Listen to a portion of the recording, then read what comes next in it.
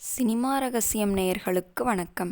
எம்ஜிஆர் கதாநாயகனாக நடிக்க உரிமைக்குரல் படத்தை இயக்குனர் ஸ்ரீதர் ஆரம்பித்த போது எம்ஜிஆருக்கும் கண்ணதாசனுக்கும் இடையே உறவு அவ்வளவு சீராக இல்லை. ஆனால் ஸ்ரீதருக்கோ கண்ணதாசன் எம்.எஸ். விஸ்வநாதன் என்றால் உயிர்.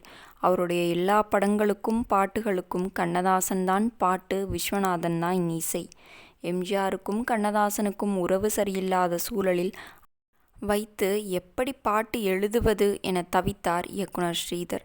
எதற்கும் இது பற்றி எம்ஜிஆரிடம் கேட்போம், அவருக்கு ஆட்சேபனை இருந்தால் அது பற்றி பிறகு யோசிக்கலாம் என்று முடிவு செய்தார் ஸ்ரீதர்.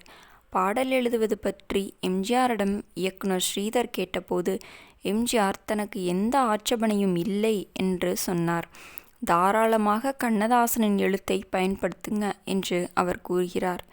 எம்ஜிஆர் இப்படி சொன்னதால் எம்.எஸ்.வி. இசையில் கண்ணதாசனின் வரியில் விழியே கதை எழுது என்ற பாடலும், ஆம்பளைங்களா நீங்க ஆம்பளைங்களா என்ற பாடலும் பதிவாகியது. இந்த பாடல்களை கேட்ட எம்ஜிஆர் அவை அற்புதமாக இருக்குது என்று பாராட்டினார். இதை கேட்ட ஸ்ரீதர் பிரச்சனை முடிந்துவிட்டது என்று நினைத்தார். இந்த காலகட்டத்தில் மொரீஷியஸ் தீவில் நடைபெற்ற சுதந்திர தின விழாவிற்கு சென்ற எம்ஜிஆர் அங்கிருந்து கென்யா சென்றார். அப்போது கிழக்கு ஆப்பிரிக்காவில் ராஜு என்கிற திரைப்படம் தயாரிப்பதாக இருந்தது. இதற்காக படப்பிடிப்பு தளத்தை பார்க்க சென்றார் எம்ஜிஆர். அவருடன் ஆர்.எம். வீரப்பன், இதயம் பேசுகிறது மணியன் உடன் சென்றனர். இப்படியான சூழலில் எம்ஜிஆர் பற்றி கண்ணதாசன் இங்கு காரசாரமாக கட்டுரை எழுத தொடங்கிவிட்டார். இதனை பார்த்து பெரிதும் ஆச்சரியப்பட்டார் ஸ்ரீதர். ஏனெனில் அந்த நேரத்தில்தான் கண்ணதாசன் எம்ஜிஆருக்காக எழுதிய பாடல்களை படமாக்கும் பணியில் இருந்தார். எம்ஜிஆர் இது பற்றி கேட்டால் என்ன செய்வது என்று குழம்பிப்போன ஸ்ரீதர் எம்ஜிஆரிடமே கேட்கலாம் என முடிவு செய்தார்.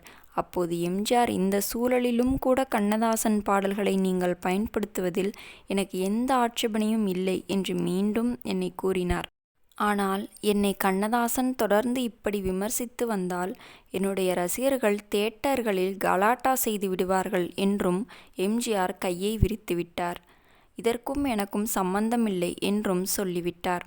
இதில் பெரிய அளவில் குழம்பி போன ஸ்ரீதர் அவர்கள் இந்த பாடல் வேறு ஏதாவது ஒரு படத்தில் வைத்து கொள்ளலாமா என்று கூறினார். இதனால் பாடல் எழுதிய கண்ணதாசனிடம் சென்று கேட்டுள்ளனர். கண்ணதாசனும் சரி என்று சொல்லிவிட்டார். இதனால் கண்ணதாசன் எழுதிய அந்த பாடல்களை வேறொரு படத்தில் வைத்துவிட்டார். அப்பொழுது வாலியை வைத்து பாடல்களை எழுதி முடித்தார் ஸ்ரீதர். நேயர்களே, அந்த பாடல்தான் விழியே கதை எழுது என்ற பாடல்.